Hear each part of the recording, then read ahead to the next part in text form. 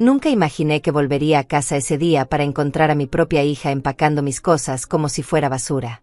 Había salido temprano esa mañana para mi cita médica de rutina, pero el doctor se retrasó y decidí regresar por mis lentes de lectura que había olvidado sobre la mesa del comedor. Al girar la llave en la cerradura, escuché voces en el segundo piso. Voces que no deberían estar ahí. Subí despacio, con el corazón latiendo más fuerte de lo normal, y lo que vi me heló la sangre. Claudia, mi única hija, estaba doblando mi ropa y metiéndola en cajas de cartón mientras hablaba por teléfono con alguien sobre adelantar mi mudanza al hogar de ancianos.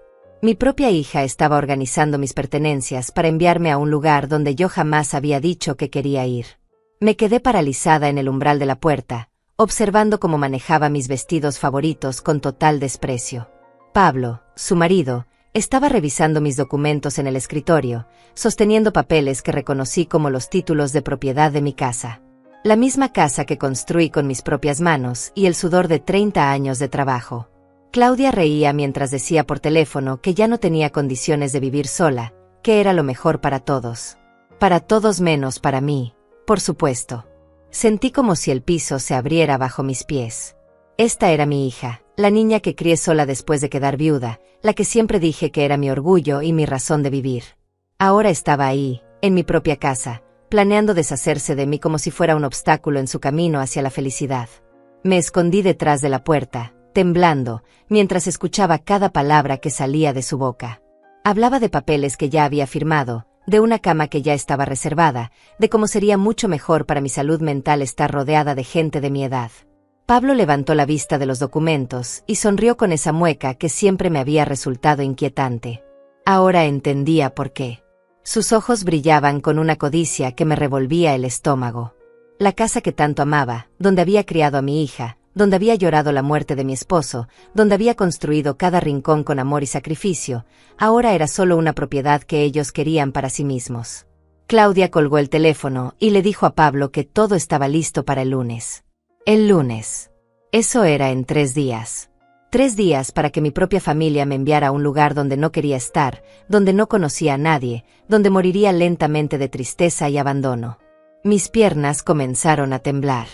No por la edad, como ellos siempre decían, sino por la traición. Por la puñalada que me estaba dando la persona que más amaba en este mundo. Escuché a Pablo preguntarle si yo sospechaba algo. Claudia se rió y respondió que no, que yo era demasiado ingenua para darme cuenta de lo que estaba pasando. Que siempre había sido así, demasiado confiada, demasiado buena para mi propio bien. Esas palabras me dolieron más que cualquier golpe físico. Mi propia hija me veía como una tonta, como alguien fácil de manipular y engañar. Y lo peor de todo era que hasta ese momento, tenía razón. Vi cómo Pablo tomó mis joyas del joyero, las mismas que mi difunto esposo me había regalado en nuestros aniversarios. Las metió en una bolsa como si fueran chatarra. Claudia ni siquiera protestó. De hecho, le señaló dónde guardaba yo los documentos del banco. Mi corazón se aceleró cuando escuché a Pablo decir que después de que me internaran, podrían vender la casa en 6 meses. Que ya habían consultado con un abogado y que todo estaba perfectamente legal. Que como yo tenía algunos episodios de olvido, sería fácil demostrar que no tenía capacidad para tomar decisiones. Episodios de olvido. Me quedé helada. Esas veces que había olvidado algunas cosas, que había perdido las llaves, que había repetido algunas historias. Cosas normales de la edad, pero que ellos habían estado documentando. Habían estado construyendo un caso en mi contra durante meses, tal vez años. Claudia abrió mi armario y comenzó a separar la ropa. La buena para donar, la vieja para tirar. Como si yo ya no fuera a necesitar nada de eso. Como si ya hubiera muerto para ella. Sentí náuseas al ver la frialdad con la que trataba las cosas que para mí tenían tanto valor sentimental. Pablo encontró mi libreta de ahorros y silbó de satisfacción. Había trabajado toda mi vida para tener esos ahorros, para sentirme segura en mi vejez. Y ahora entendía que esa seguridad era exactamente lo que los había motivado a planear mi destrucción. Claudia le mostró a Pablo el vestido que había usado en su boda, el mismo que yo había bordado a mano durante meses. Lo tiró a la bolsa de la basura sin ni siquiera mirarlo 2 veces. En ese momento sentí que se me rompía algo dentro del pecho. No podía creer que la niña que había mecido en mis brazos, que había consolado durante sus pesadillas, que había aplaudido en cada logro de su vida, ahora estuviera planificando mi fin con tanta frialdad. Pablo abrió las gavetas de mi cómoda y comenzó a revisar cada papel. Encontró mi testamento, el que había hecho hace años dejándole todo a Claudia, y se lo mostró sonriendo. Ahora entendía por qué siempre me había insistido en que no lo cambiara, por qué siempre me decía que era perfecto así. El teléfono de Claudia sonó nuevamente y vi cómo su rostro se iluminó. Era alguien del hogar de ancianos, confirmando que la habitación estaba lista. Que podían recibirme ese mismo fin de semana si era necesario. Que ya tenían toda la documentación médica que Pablo les había enviado. Documentación médica. Me sentí mareada. Habían estado recopilando información sobre mi salud sin mi conocimiento, probablemente sobornando a alguien en la clínica donde me atendía. Todo había sido planeado con una precisión que me aterrorizaba. Claudia le preguntó a Pablo si creía que yo pondría resistencia. Él se rió y dijo que no, que yo siempre había sido muy obediente, muy sumisa. Que bastaba con decirme que era por mi bien y yo aceptaría como siempre había hecho. Esas palabras me cortaron como cuchillos. Era verdad. Siempre había sido obediente. Siempre había puesto las necesidades de mi familia antes que las mías. Siempre había creído que el amor se demostraba con sacrificio. Pero ahora entendía que mi bondad había sido mi perdición. Los vi reír mientras planeaban cómo redecorían mi casa. Cómo convertirían mi habitación en una oficina para Pablo. Cómo el jardín que tanto amaba se convertiría en un estacionamiento. Cada palabra era una puñalada más profunda en mi corazón. Siempre creí que mi vida había sido ejemplar. Que después de tantos años de sacrificio y trabajo duro, había logrado construir algo sólido y hermoso. Pero ahora, escondida detrás de esa puerta, todo mi pasado comenzaba a verse diferente. Recordé cuando enviudé hace 15 años. Tenía 50 años y Claudia apenas 20. Podría haber rehecho mi vida, podría haber buscado compañía, pero decidí dedicarme completamente a ella. A su educación, a su futuro, a sus sueños. Trabajé doble turno en la fábrica textil durante años. Mis manos se llenaron de callos y mi espalda se curvó sobre las máquinas de coser, pero nunca me quejé. Cada peso que ganaba era para que Claudia pudiera estudiar en la universidad, para que tuviera las oportunidades que yo nunca tuve. Vendí las joyas que más amaba, las que mi esposo me había regalado en vida, para pagar sus libros y su matrícula. Nunca se lo dije. Simplemente las guardé en un lugar seguro, le mentí diciéndole que estaban en el banco, y usé el dinero para su educación.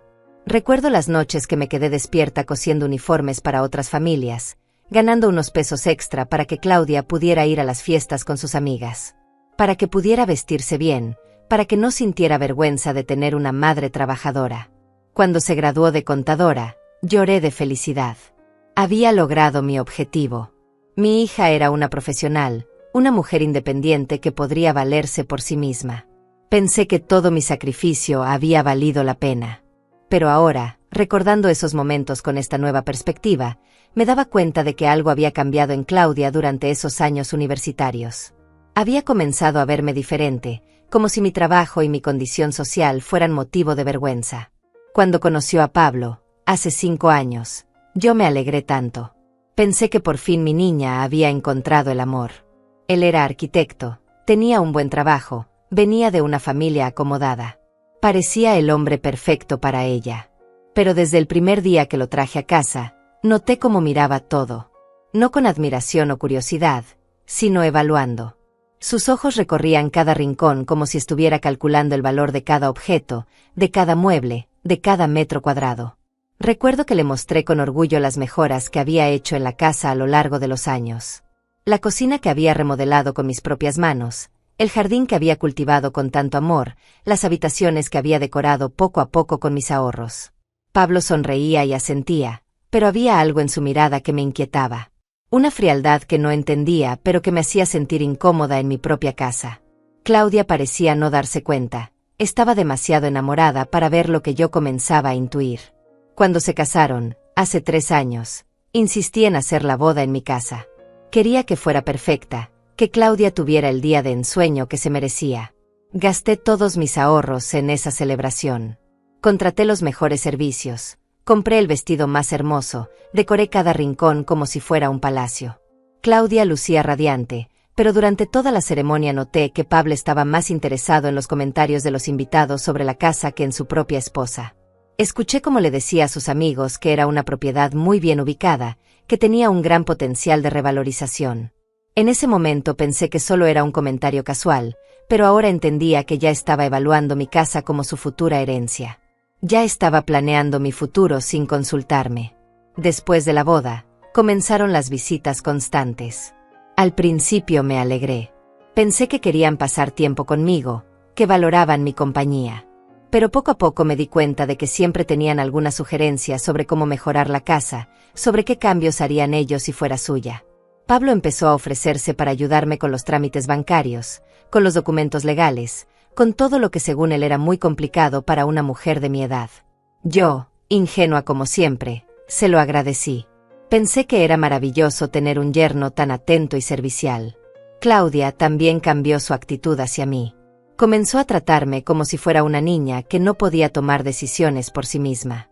Siempre tenía una opinión sobre lo que yo debía hacer, sobre cómo debía gastar mi dinero, sobre cómo debía organizar mi vida.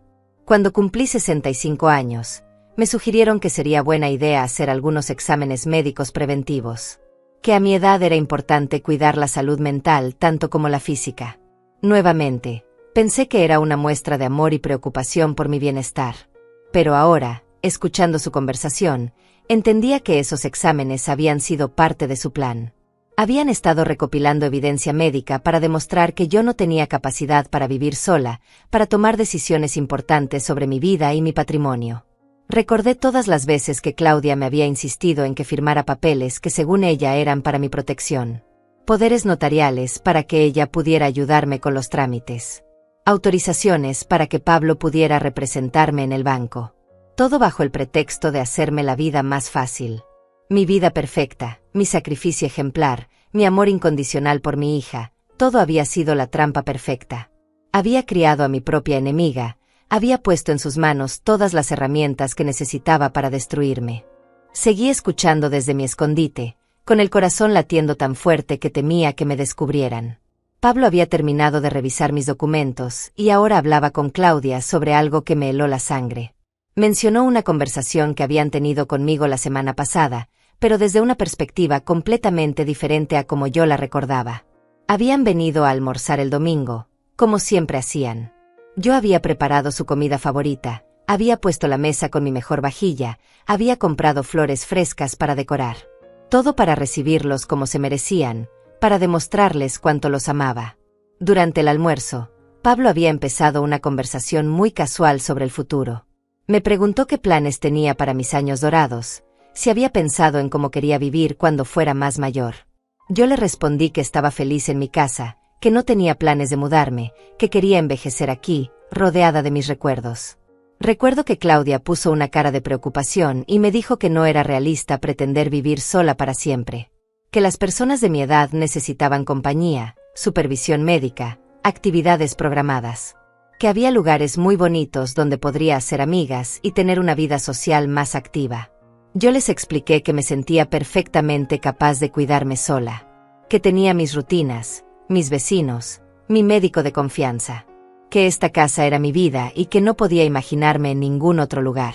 Pablo asintió y dijo que por supuesto, que solo querían asegurarse de que yo fuera feliz y estuviera segura.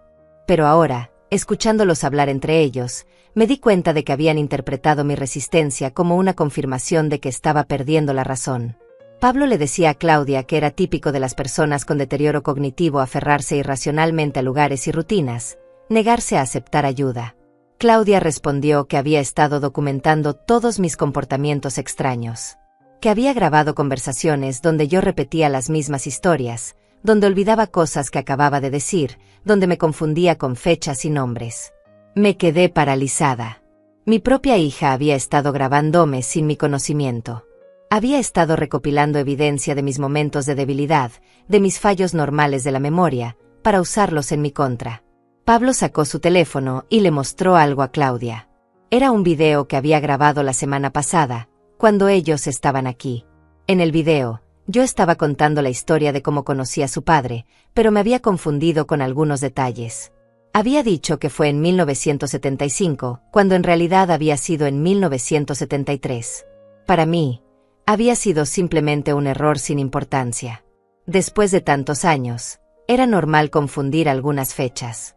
Pero para ellos, era evidencia de demencia senil. Pablo comentó que había enviado ese video al abogado como prueba de mi deterioro mental. Claudia le mostró una libreta donde había estado anotando todos mis supuestos episodios de confusión. Fechas en las que había perdido las llaves. Veces que había olvidado apagar la estufa. Ocasiones en las que había repetido preguntas. Momentos en los que había confundido nombres o lugares. Cada entrada en esa libreta estaba fechada y detallada como si fuera un expediente médico. Mi propia hija había estado estudiándome como si fuera un espécimen de laboratorio, buscando signos de debilidad para justificar su traición.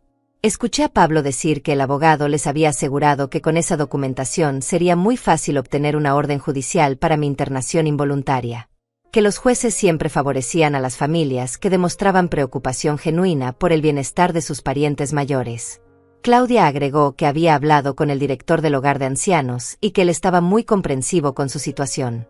Que entendía lo difícil que era para una hija tomar decisiones tan dolorosas por el bien de su madre. Que tenían experiencia manejando pacientes resistentes como yo. Pacientes resistentes. Esas palabras me golpearon como un martillo. Yo no era su madre, era un paciente resistente. No era una persona con derechos y sentimientos. Era un problema que había que resolver. Pablo mencionó que había visitado el lugar la semana pasada, mientras yo creía que estaba trabajando. Había firmado todos los papeles preliminares, había pagado el depósito, había elegido la habitación donde me confinarían. Todo sin consultarme, todo a mis espaldas. Claudia le preguntó si creía que yo sospecharía algo cuando vinieran a buscarme el lunes. Pablo se rió y dijo que tenían todo perfectamente planeado. Que le dirían que era solo una visita, un paseo para conocer el lugar. Que una vez que estuviera adentro, sería muy difícil que pudiera salir. Escuché cómo planeaban mentirme hasta el último momento. Cómo iban a usar mi confianza en ellos para llevarme como un cordero al matadero. Cómo iban a sonreír mientras me traicionaban de la forma más cruel posible. Pablo sacó un papel del escritorio y se lo mostró a Claudia. Era una copia de mi testamento, pero había marcas y anotaciones en los márgenes. Estaban revisando exactamente qué heredarían una vez que yo estuviera fuera del camino. Claudia señaló la cláusula donde yo le dejaba la casa y comentó que podrían venderla inmediatamente y mudarse a algo más moderno. Pablo agregó que con el dinero de la venta más mis ahorros, podrían comprarse el apartamento en el centro que habían estado viendo. Mi casa, mi vida entera, reducida a un medio para financiar sus caprichos. El lugar donde había criado a mi hija, donde había amado a mi esposo, donde había construido cada recuerdo importante de mi existencia, no era más que una propiedad inmobiliaria para ellos. Escuché a Claudia decir que lo único que lamentaba era tener que esperar tanto tiempo para poder disfrutar de la herencia. Pablo le respondió que no se preocupara, que una vez que yo estuviera internada, el deterioro sería rápido. Que la mayoría de las personas en mi situación no duraban más de 2 o 3 años. Esas palabras me cortaron la respiración. No solo estaban planeando encerrarme, estaban calculando cuánto tiempo tardaría en morir. Estaban esperando con ansias mi muerte para poder disfrutar completamente de lo que me habían robado. Después de escuchar esas palabras terribles, me alejé en silencio y bajé las escaleras como un fantasma. Mis piernas temblaban tanto que tuve que agarrarme del pasamanos para no caer. Salí de la casa por la puerta trasera, la misma por donde había entrado tantas veces con bolsas de mercado, con flores del jardín, con la felicidad de estar en mi hogar. Pero ahora todo era diferente. Caminé sin rumbo por el barrio, intentando procesar lo que acababa de descubrir. Mis vecinos me saludaban como siempre, pero yo apenas podía responder. Doña Alma, mi vecina de al lado, me preguntó si me sentía bien porque me veía muy pálida. Le mentí diciéndole que solo era un poco de cansancio. Me senté en el parque donde solía llevar a Claudia cuando era pequeña. El mismo banco donde la había consolado cuando se lastimó la rodilla a los 7 años. Donde había celebrado cuando sacó su primera calificación perfecta. Donde habíamos hablado de sus sueños y sus miedos durante su adolescencia. Ahora, en ese mismo lugar, me encontraba cuestionando cada momento de esos recuerdos. ¿Cuándo había comenzado a cambiar mi hija? ¿En qué momento había dejado de verme como su madre para verme como un obstáculo? ¿Había sido siempre así y yo había sido demasiado ciega para darme cuenta? Recordé la época de su universidad. Cómo había comenzado a criticar sutilmente mi forma de vida. Mis muebles eran demasiado viejos, mi ropa demasiado anticuada, mis opiniones demasiado simples. Al principio pensé que era normal, que los jóvenes siempre creen saber más que sus padres. Pero ahora me daba cuenta de que no era rebeldía juvenil. Era desprecio. Desprecio por la mujer que había sacrificado todo por darle una mejor vida. Desprecio por la madre que había trabajado hasta sangrar los dedos para pagarle la educación que la hacía sentirse superior a mí. Pensé en todas las veces que había notado algo extraño en su comportamiento, pero había decidido ignorarlo. Como cuando empezó a preguntarme obsesivamente por mis contraseñas bancarias, diciéndome que era por seguridad. Como cuando comenzó a insistir en que firmara papeles que según ella me protegerían legalmente. Recordé el día que Pablo me sugirió que hiciera un testamento.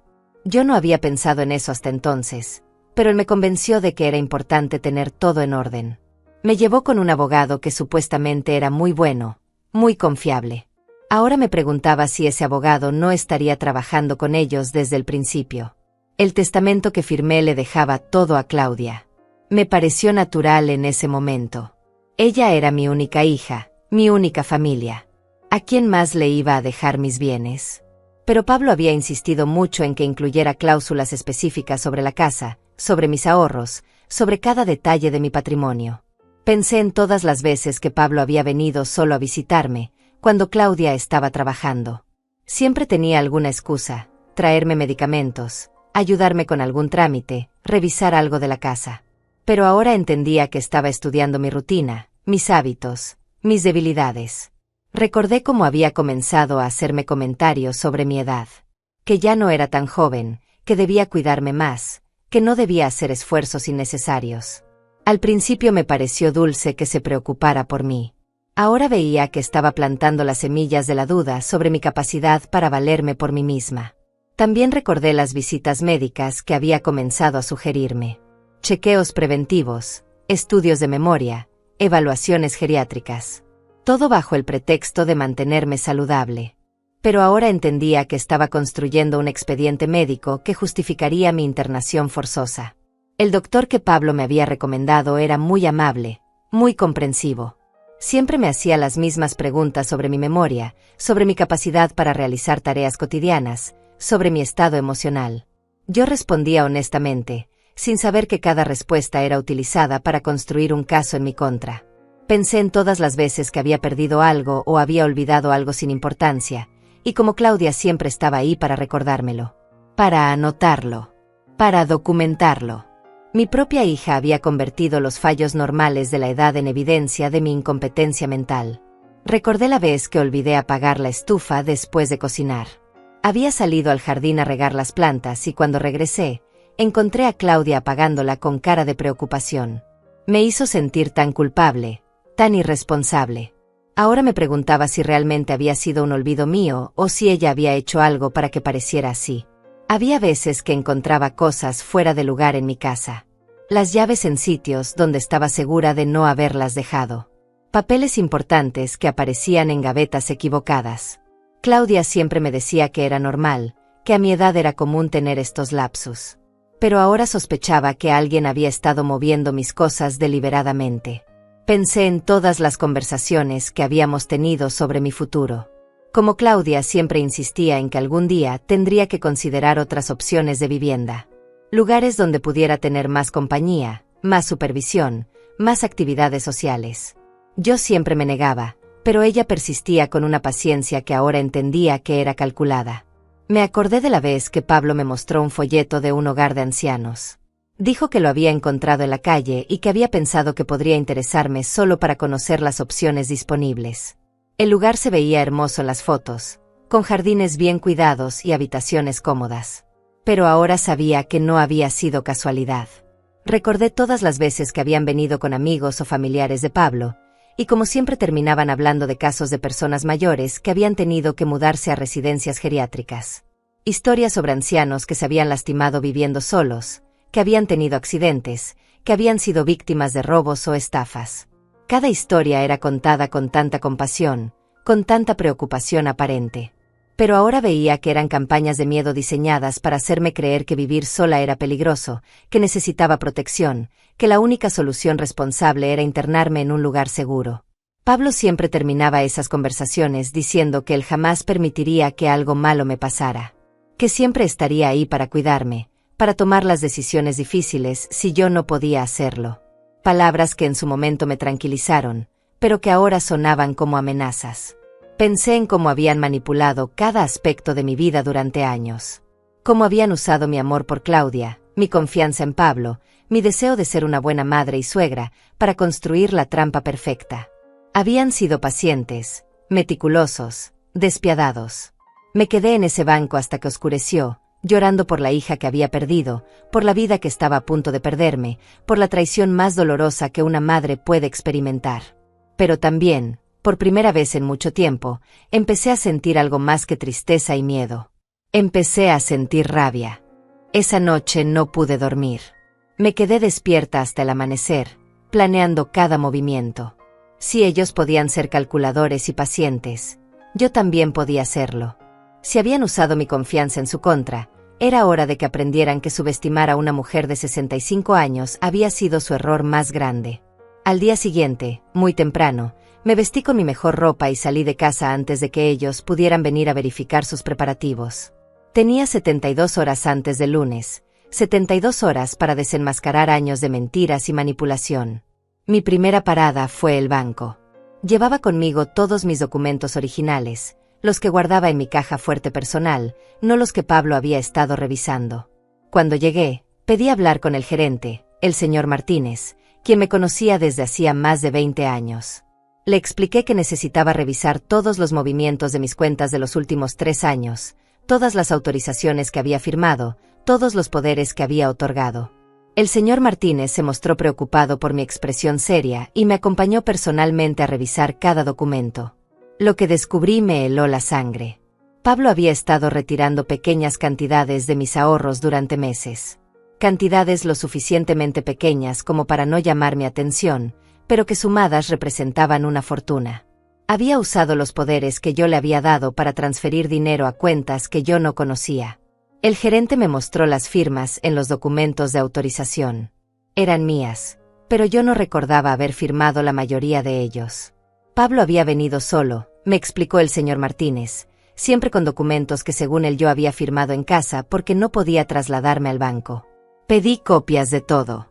Cada retiro, cada transferencia, cada documento. El señor Martínez me preguntó si había algún problema, si necesitaba ayuda. Le dije que sospechaba que alguien estaba abusando de mi confianza y que necesitaba proteger mis bienes antes de que fuera demasiado tarde. Inmediatamente cancelé todos los poderes que había otorgado. Cambié las claves de acceso a mis cuentas. Establecí que ninguna transacción mayor a 100 pesos podría realizarse sin mi presencia física en el banco.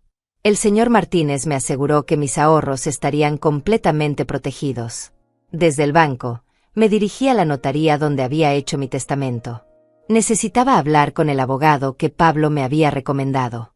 Cuando llegué, la secretaria me dijo que el licenciado Torres no estaba disponible, pero insistí tanto que finalmente accedió a recibirme. El licenciado Torres se mostró nervioso cuando le expliqué el motivo de mi visita. Le dije que quería revisar mi testamento, que había cambiado de opinión sobre algunas cláusulas. Sus ojos se movían inquietos mientras buscaba mi expediente. Cuando me mostró el documento, noté que había cláusulas que yo no recordaba haber aprobado. Disposiciones muy específicas sobre la venta inmediata de la casa, sobre la liquidación de mis bienes, sobre poderes post-mortem que le daban a Claudia control total sobre mi patrimonio desde el momento de mi muerte. Le pregunté directamente si Pablo le había pagado algo extra por incluir esas cláusulas. El licenciado Torres comenzó a tartamudear, a buscar excusas. Su nerviosismo me confirmó lo que ya sospechaba. Pablo había sobornado a mi propio abogado para que redactara un testamento que les beneficiara más allá de lo que yo había solicitado. Le dije que quería anular ese testamento inmediatamente y hacer uno nuevo. Esta vez, sin la influencia de Pablo, sin las sugerencias de Claudia, solo con mis propias decisiones. El abogado intentó convencerme de que no era necesario, de que el testamento actual era perfecto, pero yo mantuve mi posición. Contraté a otro abogado en la notaría vecina, la licenciada María Torres, una mujer mayor que me inspiró confianza inmediatamente. Le conté toda la situación sin omitir detalles. Sus ojos se llenaron de indignación mientras escuchaba mi historia. Me explicó que lo que estaban haciendo conmigo tenía nombre: abuso financiero y emocional de adultos mayores. Me dijo que lamentablemente era más común de lo que la gente creía, y que generalmente los familiares eran los principales perpetradores de estos abusos. La licenciada Torres me ayudó a redactar un nuevo testamento. Esta vez, dejé instrucciones muy específicas. Si Claudia alguna vez intentaba internarme contra mi voluntad, perdería automáticamente todos los derechos sobre mi herencia. Establecí un fideicomiso que garantizara mi cuidado en casa si algún día realmente lo necesitara. También incluí cláusulas para que una parte significativa de mis bienes fuera destinada a organizaciones que protegen a adultos mayores víctimas de abuso familiar. Quería que algo bueno saliera de esta pesadilla, que mi experiencia pudiera ayudar a otras personas en situaciones similares. Después de la notaría, me dirigí a la clínica donde el doctor recomendado por Pablo me había estado evaluando. Pedí hablar con el director médico y solicité copias de todos mis expedientes. Quería saber exactamente qué información habían estado recopilando sobre mí. Lo que encontré en mis expedientes médicos me llenó de horror. Había reportes sobre episodios de confusión que yo no recordaba haber tenido. Descripciones de comportamiento errático que supuestamente había mostrado durante las consultas. Evaluaciones psicológicas que sugerían un deterioro cognitivo avanzado. Pero lo más perturbador era que muchos de estos reportes estaban basados en información proporcionada por Pablo y Claudia. Ellos habían estado alimentando al doctor con historias falsas sobre mi comportamiento en casa, historias que él había incluido en mi expediente sin verificar. Le expliqué al director médico que sospechaba que alguien había estado proporcionando información falsa sobre mi estado mental. Solicité una evaluación independiente con un geriatra de mi elección, no con el doctor que Pablo había recomendado. El director se mostró muy comprensivo y me programó una cita inmediata con la doctora Elena Morales, una especialista en geriatría con excelente reputación.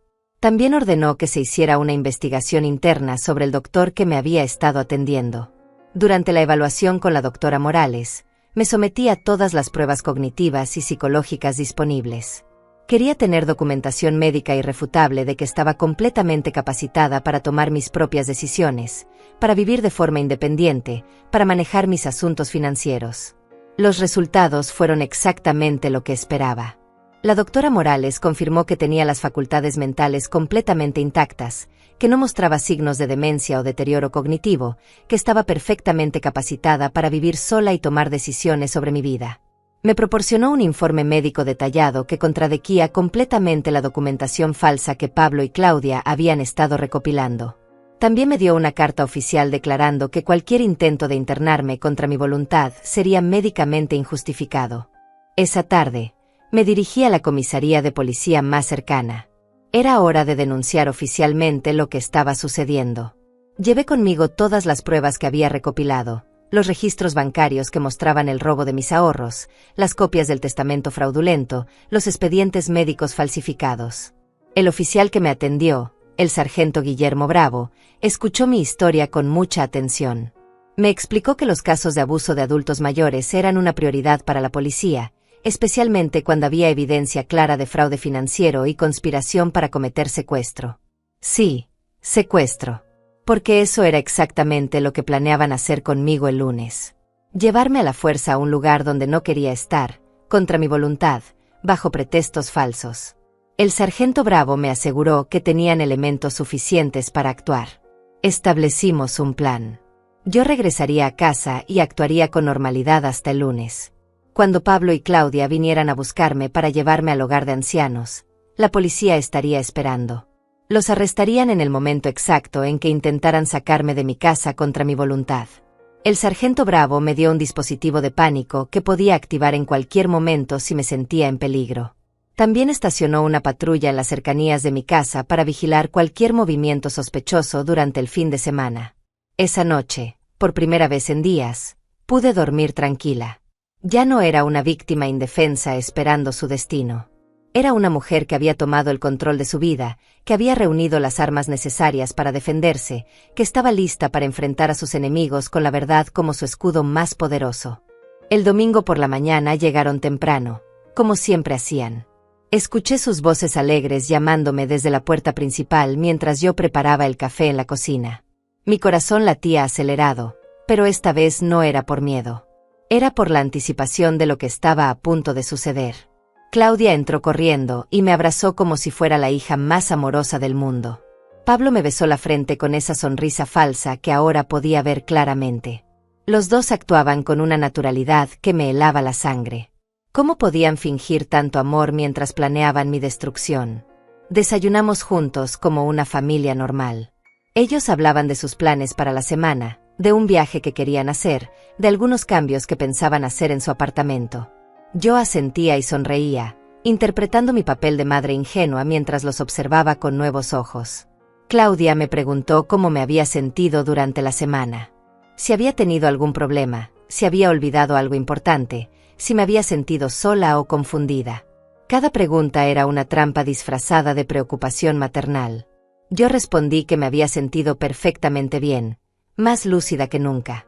Pablo mencionó casualmente que había hablado con algunos amigos sobre residencias para adultos mayores, que habían encontrado un lugar realmente excepcional, muy cerca de donde ellos vivían, con jardines hermosos y actividades muy interesantes, que pensaba que me gustaría conocerlo, solo para tener una idea de las opciones disponibles. Yo fingí interés y le dije que estaría encantada de conocer el lugar, que siempre había sido una persona de mente abierta y que nunca se sabía qué podría necesitar en el futuro. Vi cómo intercambiaron una mirada de satisfacción, creyendo que su plan estaba funcionando perfectamente.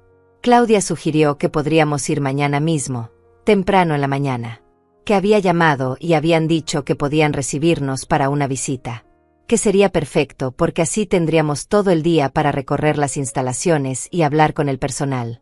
Acepté con entusiasmo fingido. Les dije que me parecía una excelente idea, que estaba ansiosa por conocer el lugar. Pablo se ofreció a pasar por mí a las 10 de la mañana.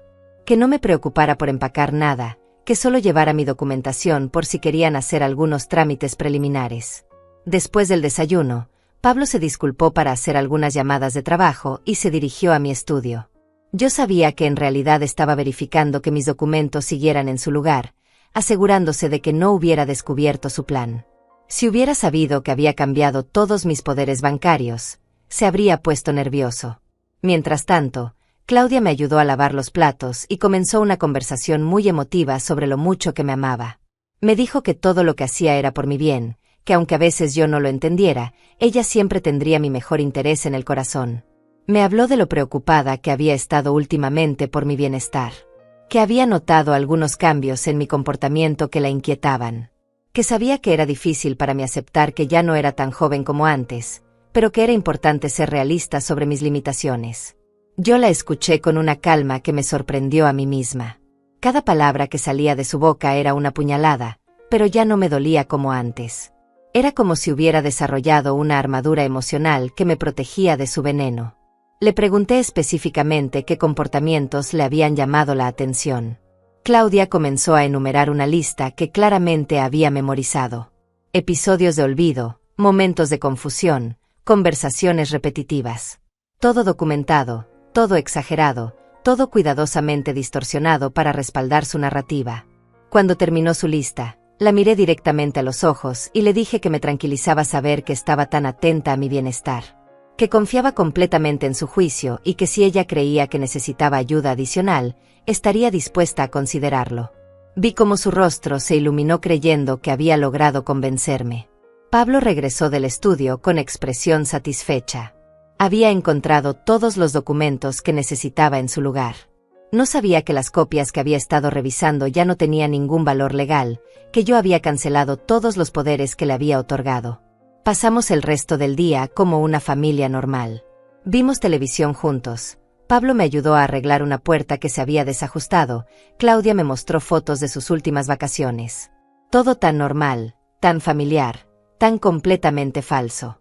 Durante el almuerzo, Pablo mencionó que había estado pensando en mi futuro financiero, que creía que sería buena idea consolidar mis ahorros en una cuenta que él pudiera manejar más fácilmente, por si yo necesitaba cuidados especiales en algún momento, que ya había hablado con el banco y que solo necesitaba mi autorización. Le dije que me parecía una idea excelente, que confiaba completamente en su capacidad para manejar mis finanzas. Que mañana, después de visitar la residencia, podríamos pasar por el banco para hacer los trámites necesarios. Pablo sonrió ampliamente, sin saber que ya era demasiado tarde para sus planes financieros. Claudia aprovechó para mencionar que había estado pensando en mudarse a una casa más grande. Que con Pablo estaban buscando algo con más espacio, tal vez con un jardín como el mío. Que habían visto algunas propiedades muy interesantes en el mismo barrio donde yo vivía. Entendí perfectamente lo que estaba haciendo. Estaba preparándome psicológicamente para la idea de que ellos se mudarían a mi casa una vez que yo estuviera internada. Quería que yo misma sugiriera que se quedaran aquí, que se encargaran del lugar mientras yo estaba ausente. Les dije que me parecía maravilloso que quisieran mudarse al barrio. Que si alguna vez necesitaban un lugar temporal mientras encontraban su casa perfecta, siempre serían bienvenidos aquí. Que esta casa era tan grande para una sola persona, y que me alegraría saber que alguien la estaba cuidando. Vi cómo intercambiaron otra mirada de triunfo. Creían que me estaban manipulando magistralmente, que estaba cayendo en todas sus trampas sin siquiera darme cuenta. No tenían idea de que era yo quien los estaba manipulando a ellos. Por la tarde, Pablo se ofreció a revisar mi botiquín de medicamentos. Dijo que quería asegurarse de que estuviera tomando todo correctamente, que no hubiera medicamentos vencidos o combinaciones peligrosas. Yo le permití hacerlo, fingiendo gratitud por su preocupación. Mientras revisaba mis medicinas, noté que sacó discretamente algunas pastillas que no reconocí. Cuando le pregunté qué eran, me dijo que eran vitaminas que el doctor había recomendado para mi memoria. Que debía tomarlas todas las noches antes de dormir para mantener mi mente aguda. Por supuesto, no eran vitaminas. Probablemente eran sedantes o algo para hacerme más confusa, más maleable. Tal vez llevaban meses dándome esas pastillas sin mi conocimiento, usándolas para crear los episodios de confusión que luego documentaban como evidencia de mi deterioro mental. Tomé las pastillas que me dio y fingí tragarlas, pero las escondí bajo mi lengua hasta poder escupirlas discretamente. Esta noche dormiría con la mente completamente clara, lista para enfrentar el día más importante de mi vida. Cuando se fueron esa tarde, me abrazaron con una ternura que me revolvió el estómago. Claudia me dijo que me amaba, que todo lo que pasaría mañana sería por mi bien. Pablo me aseguró que estaría en las mejores manos, que no me preocupara por nada. Los despedí en la puerta con una sonrisa, sabiendo que sería la última vez que pisarían mi casa como visitantes bienvenidos.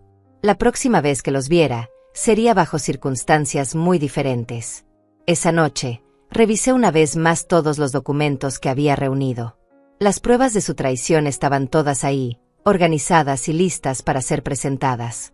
También verifiqué que el dispositivo de pánico que me había dado la policía estuviera funcionando correctamente. Me acosté temprano, pero no pude dormir. No por nervios o miedo, sino por la anticipación. Mañana se haría justicia. Mañana descubrirían que habían subestimado gravemente a la mujer que creían poder manipular y controlar. Mañana aprenderían que Lorenza Fagundes no era la víctima que habían imaginado. El lunes llegó con un cielo gris que parecía presagiar la tormenta que estaba a punto de desatarse. Me levanté antes del amanecer, me vestí con mi mejor conjunto y me preparé un desayuno completo. Quería estar en perfectas condiciones para lo que estaba por venir. A las 9:30, escuché el auto de Pablo estacionarse frente a mi casa. Llegaban temprano, probablemente ansiosos por poner en marcha su plan final. Me asomé por la ventana y los vi revisando algunos papeles antes de bajar del auto. Claudia llevaba una cartera grande, seguramente llena de documentos falsos para justificar mi internación. Cuando tocaron la puerta, les abrí con una sonrisa radiante. Los saludé como si fuera el día más feliz de mi vida. Pablo comentó que me veía muy elegante, muy animada para la visita. Claudia agregó que se alegraba de verme tan entusiasmada con la idea de conocer el lugar. Mientras me ponía el abrigo, Pablo me entregó una pequeña valija que según él había preparado con algunas cosas básicas, por si decidía quedarme a almorzar en la residencia. Cuando la tomé, noté que pesaba más de lo normal. Estaba llena de mi ropa, de mis artículos personales. Habían empacado para una estadía permanente, no para una simple visita. Claudia me preguntó si había tomado mis medicinas matutinas. Le dije que sí, pero que me había olvidado de las vitaminas especiales que Pablo me había dado. Él se ofreció inmediatamente a buscarlas, pero yo le dije que no se preocupara, que las tomaría cuando regresáramos. Subimos al auto y durante el viaje mantuvieron una conversación ligera sobre el clima, sobre los planes que tenían para la semana. Pero yo notaba la tensión en sus voces, la forma como se miraban cuando creían que no los estaba observando. Sabían que este era el momento de la verdad. Cuando llegamos a la residencia, quedé impresionada por las instalaciones. Era realmente un lugar hermoso, con jardines bien cuidados y edificios modernos. Por un momento entendí cómo podían usarlo para convencer a familias legítimamente preocupadas por sus parientes mayores. Nos recibió el director, un hombre mayor de aspecto distinguido que nos saludó como si fuéramos viejos amigos. Se dirigió a mí con una condescendencia que me resultó inmediatamente molesta, hablándome como si fuera una niña pequeña en lugar de una adulta capaz de tomar sus propias decisiones. Pablo y Claudia intercambiaron saludos familiares con el director. Era evidente que habían estado aquí varias veces, que habían estado planeando esto durante mucho tiempo. El director mencionó que mi habitación estaba lista, que habían preparado todo según las especificaciones que ellos le habían dado. Durante el recorrido por las instalaciones, el director me explicaba cada servicio como si ya fuera una residente. Mencionaba los horarios de las comidas, las actividades programadas, las reglas de visitas. Todo en pasado, como si mi mudanza ya fuera un hecho consumado. Claudia caminaba a mi lado, tomándome del brazo como si fuera frágil o inestable. Cada vez que yo hacía algún comentario o pregunta, ella lo interpretaba como una señal de confusión. Si preguntaba por el horario de algo, decía que no me preocupara, que el personal se encargaría de todo. Si admiraba el jardín, comentaba que sería perfecto para mis paseos supervisados. Pablo hablaba con el director sobre aspectos administrativos. Escuché fragmentos de conversación sobre pagos mensuales, sobre cláusulas especiales para residentes resistentes, sobre protocolos de seguridad para personas que intentaran marcharse sin autorización. Cuando llegamos a la habitación que supuestamente habían preparado para mí, sentí un escalofrío. Era pequeña, estéril, con barrotes discretos en las ventanas. La cama tenía barandillas laterales como las de un hospital. Había cámaras de vigilancia en las esquinas.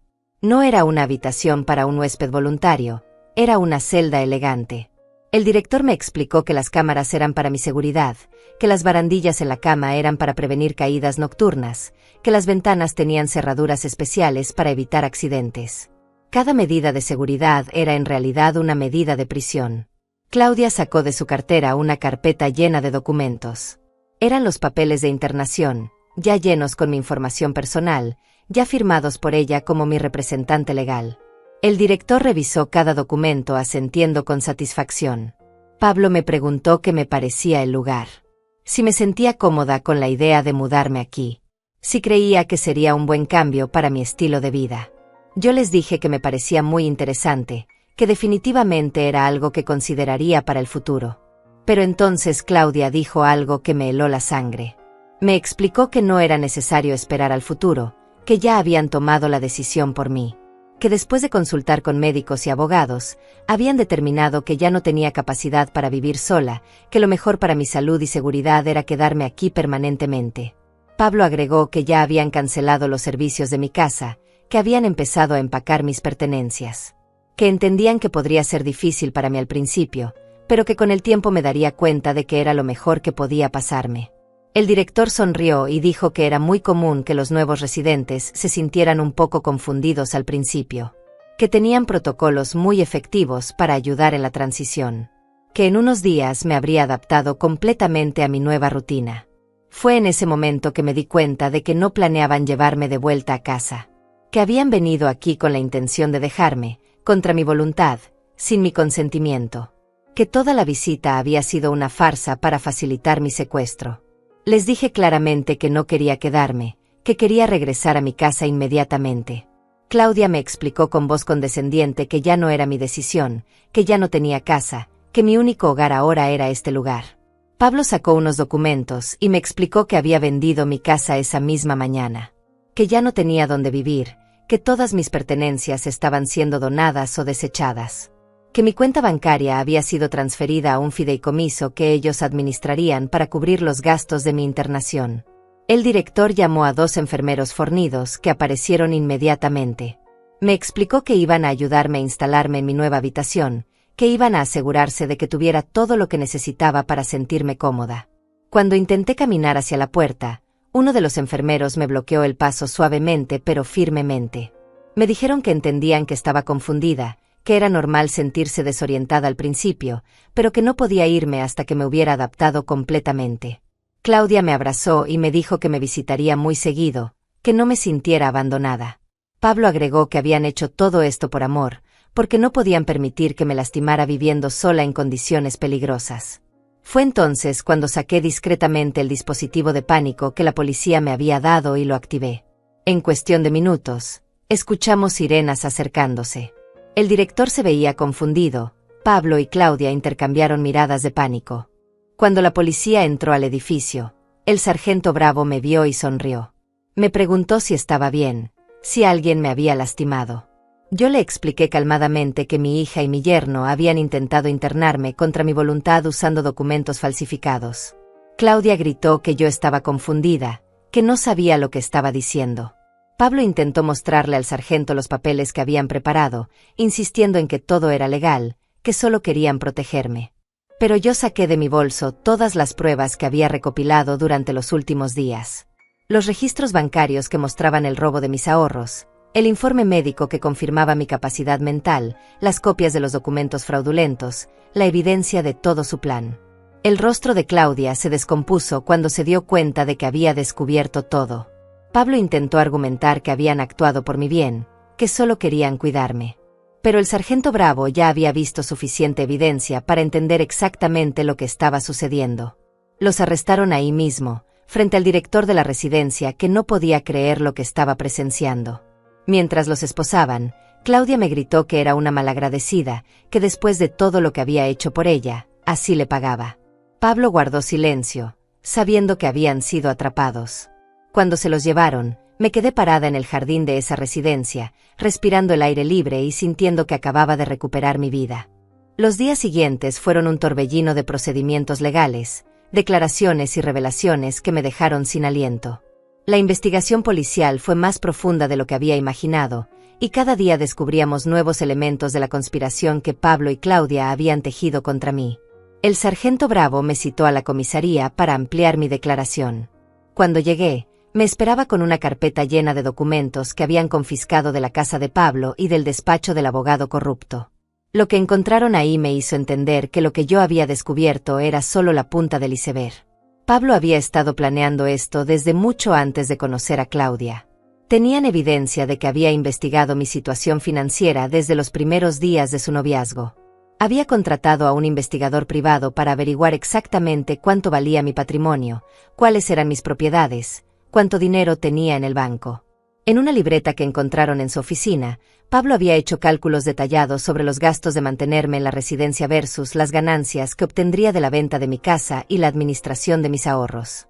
Había calculado que si yo moría en los primeros 2 años, como él esperaba, obtendría una ganancia neta de casi $500,000. Pero lo que más me impactó fue descubrir que no era su primera víctima.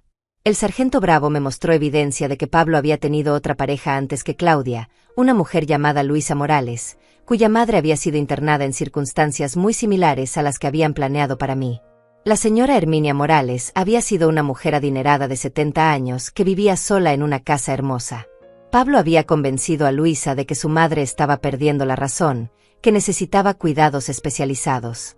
La habían internado contra su voluntad usando el mismo abogado corrupto, los mismos métodos de manipulación médica. La señora Herminia había muerto en la residencia 6 meses después de ser internada. Los médicos dijeron que había sido por causas naturales, pero ahora la policía estaba reexaminando el caso. Pablo había heredado todo a través de Luisa, pero había roto con ella inmediatamente después de que el dinero estuviera en sus manos. Cuando confrontaron a Luisa, ella se quebró y confesó todo. Admitió que había sospechado que algo estaba mal, pero que Pablo la había manipulado tanto que había llegado a creer que realmente estaba actuando en el mejor interés de su madre. Ahora vivía con la culpa de haber participado en la destrucción de la mujer que la había criado. El sargento Bravo me explicó que Pablo era lo que los criminólogos llamaban un depredador de patrimonio. Se especializaba en identificar mujeres jóvenes con madres o parientes mayores adinerados, seducirlas, ganarse su confianza, y luego usar esa confianza para acceder al patrimonio familiar. Claudia, cuando se dio cuenta de la magnitud de lo que había hecho, intentó echarle toda la culpa a Pablo. Alegó que él la había manipulado, que ella realmente creía que estaba haciendo lo mejor para mí. Pero la evidencia mostraba que había sido una participante activa y entusiasta en cada aspecto del plan. En su teléfono encontraron mensajes donde se burlaba de mí con Pablo. Conversaciones donde planeaban qué harían con mi dinero, cómo gastarían la herencia, qué viajes harían una vez que yo estuviera fuera del camino.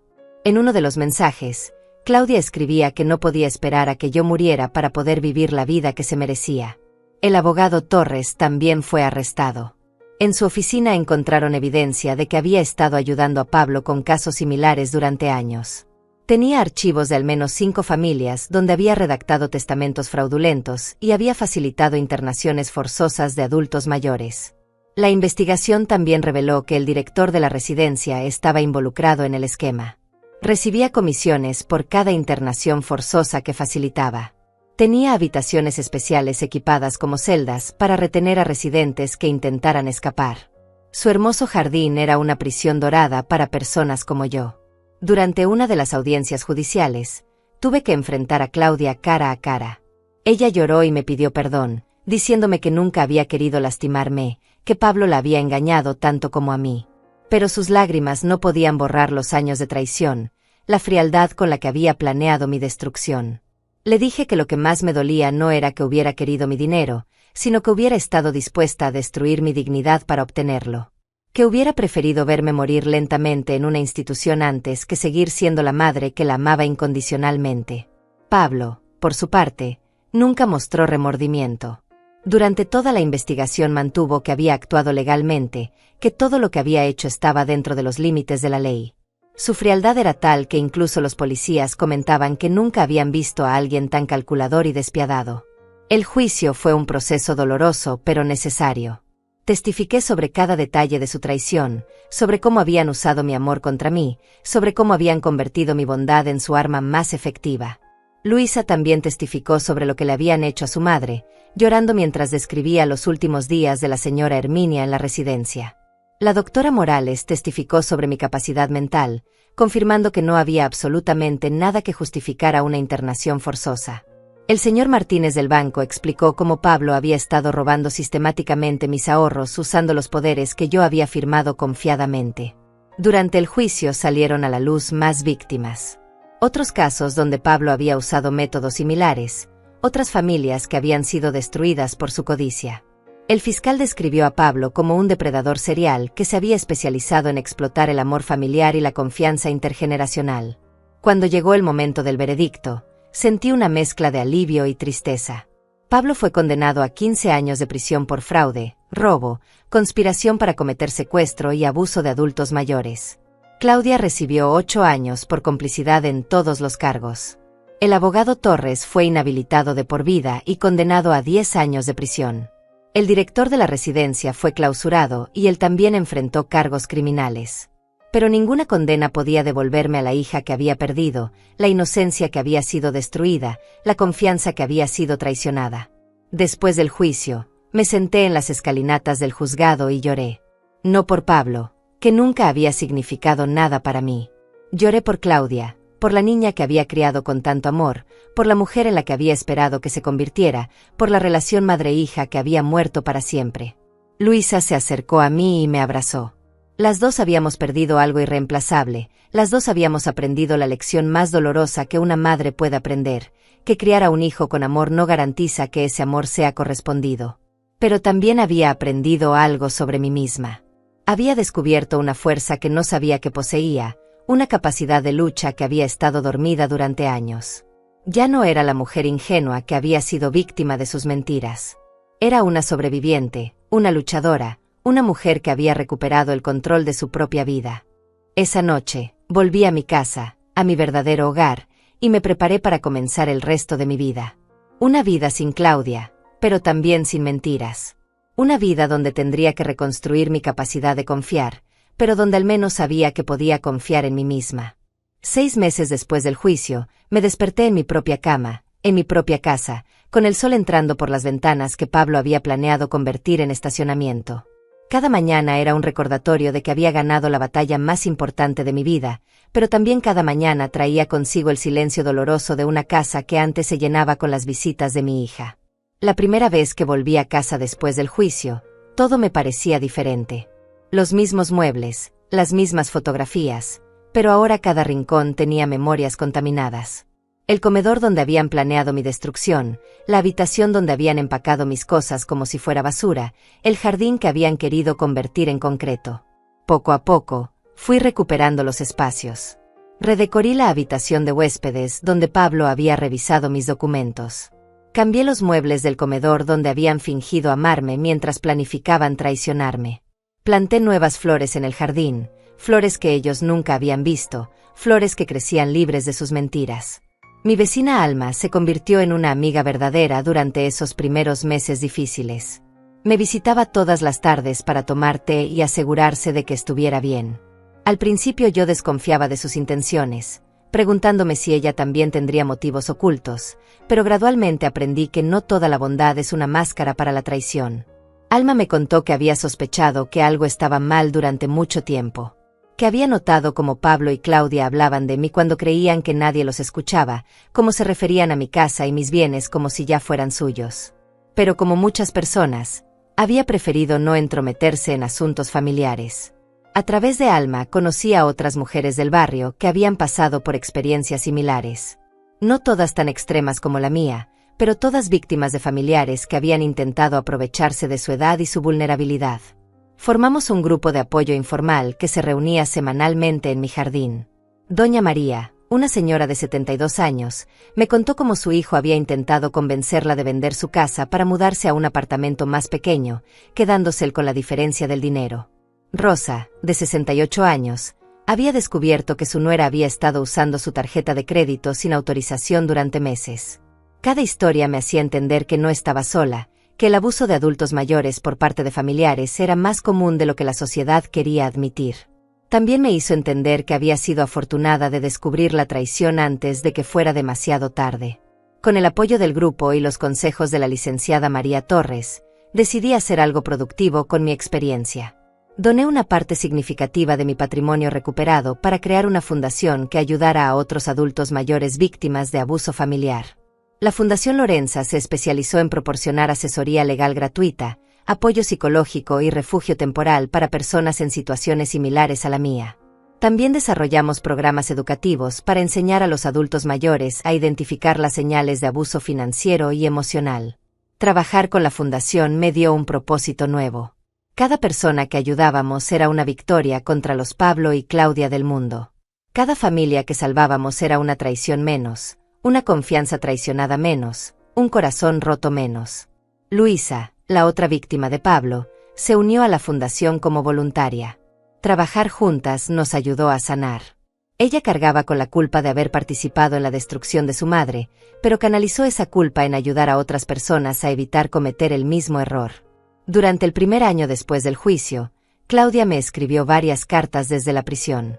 Al principio las tiré sin leerlas, pero eventualmente la curiosidad pudo más que mi dolor. Sus cartas oscilaban entre las disculpas desesperadas y los intentos de justificar sus acciones.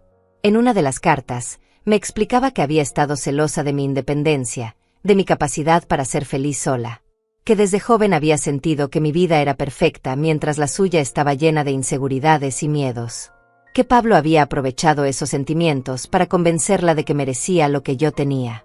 En otra carta, me contaba sobre la terapia psicológica que estaba recibiendo en prisión, que había comenzado a entender cómo Pablo la había manipulado, pero también cómo ella había permitido ser manipulada porque quería creer que tenía derecho a una vida más fácil, más cómoda.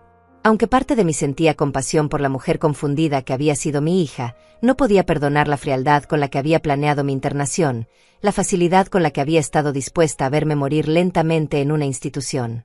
Algunas traiciones son demasiado profundas para ser sanadas con palabras. En el segundo aniversario del juicio, recibí una llamada inesperada. Era Teodoro, un hombre de mi edad que había conocido a través de la fundación. Su esposa había muerto el año anterior, y sus hijos habían intentado aprovecharse de su dolor para estafarlo. Habíamos trabajado juntos en su caso, y gradualmente había surgido una amistad. Teodoro me invitó a cenar en un restaurante elegante para celebrar que había recuperado completamente su patrimonio gracias a la ayuda de la fundación. Durante la cena, me confesó que había desarrollado sentimientos románticos hacia mí, que admiraba mi fuerza, mi capacidad de supervivencia, mi determinación para ayudar a otros. Al principio me sentí incómoda con la idea. Después de lo que había vivido con Pablo y Claudia, mi capacidad para confiar en las intenciones de otras personas estaba severamente dañada. Pero Teodoro fue paciente, comprensivo, y nunca presionó para obtener más de lo que yo estaba dispuesta a dar. Lentamente, muy lentamente, comencé a permitir que alguien más entrara en mi vida. Teodoro nunca me pidió dinero, nunca sugirió que cambiara mi testamento, nunca intentó influenciar mis decisiones sobre mi patrimonio. Sus hijos, ya adultos e independientes, me trataron con respeto y cariño genuino. Un año después, Teodoro me propuso matrimonio. No fue una propuesta grandiosa o romántica, sino una conversación honesta sobre dos personas mayores que habían encontrado compañía y amor en sus años dorados. Firmamos un acuerdo prenupcial que protegía completamente mi patrimonio, no porque desconfiara de él, sino porque había aprendido que la confianza debe construirse sobre bases sólidas. Nuestra boda fue pequeña, íntima, celebrada en mi jardín con nuestros amigos de la fundación y los hijos de Teodoro. Fue la primera vez en años que me sentí completamente feliz, completamente en paz conmigo misma y con mis decisiones. Claudia se enteró de mi matrimonio a través de las noticias locales que cubrían el trabajo de la fundación. Me escribió una carta amarga donde me acusaba de haberla reemplazado fácilmente, de haber encontrado una nueva familia mientras ella se pudría en prisión. No respondí esa carta ni las que siguieron. Hoy, 5 años después de descubrir la traición de mi hija, vivo una vida que nunca imaginé posible. Mi casa se llena regularmente con las reuniones de la fundación, con las visitas de las personas que hemos ayudado, con la risa de los nietos de Teodoro que me adoptaron como abuela. Tengo 70 años y nunca me he sentido más fuerte, más independiente, más en control de mi destino. He aprendido que el amor verdadero no requiere sacrificar la dignidad, que la familia real es la que elegimos, no necesariamente la que nos une la sangre.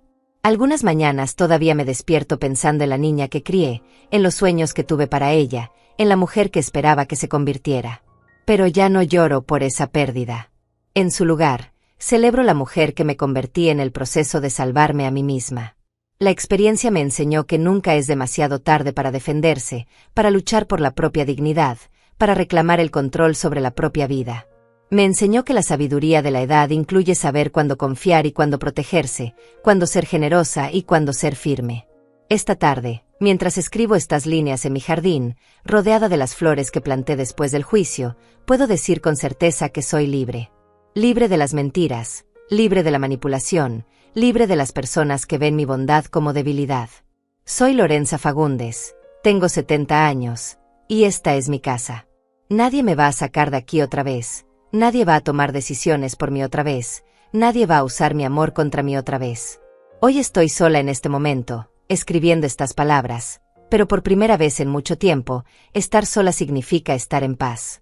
Y esa paz, esa libertad, esa dignidad recuperada, no tiene precio. Vale más que cualquier herencia, más que cualquier casa, más que cualquier cuenta bancaria. Vale toda una vida de lecciones aprendidas de la manera más difícil, pero aprendidas al fin.